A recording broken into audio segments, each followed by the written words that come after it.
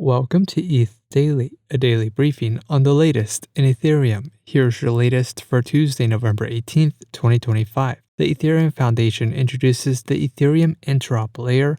Revolt integrates Polygon proof of stake. Succinct SP1 Hypercube proves 99.7 of Ethereum Layer 1 blocks. And Mega ETH announces its Frontier launch. All this and more starts right after this message. This episode is sponsored by Archive, an Ethereum-aligned data layer for Web3. Archive merges guarantees of blockchain with the performance and flexibility of traditional databases. Find out more at archive.network/daily.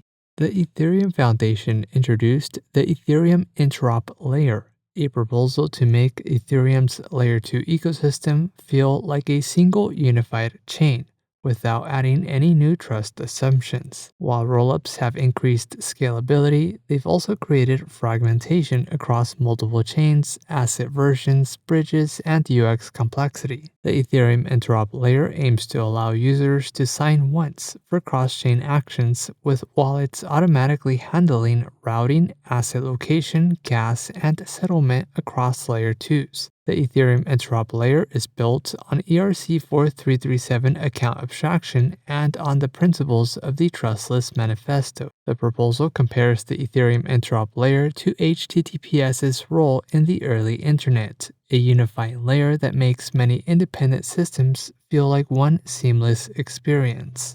Revolt, a Europe-based neobank, integrated Polygon proof of stake to power low-cost stablecoin payments, crypto trading, and POL token staking within its fintech app. Its over 14 million crypto users across 38 countries can now move money across borders with low fees and near-instant settlement through Polygon's proof of stake rails.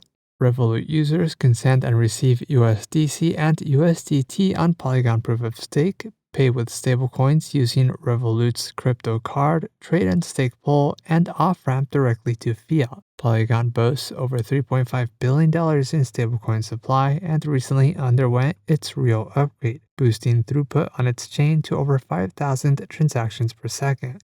Succinct announced that its SP1 Hypercube zkVM can now prove 99.7% of Ethereum Layer 1 blocks in under 12 seconds, and 95.4% in under 10 seconds, using only 16 NVIDIA RTX 5090 GPUs.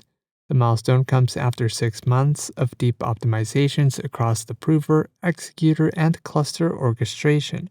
Succinct SP1 Hypercube also brings formal verification of all RISC-V constraints. Ethereum's endgame is to introduce ZK proofs at the Layer 1, allowing validators to verify succinct proofs instead of re-executing blocks. ZKifying the Layer 1 enables horizontal scaling to 1 gigagas per second and near-instant rollup interoperability. SP1 Hypercube will be open source and available on the Succinct Prover network.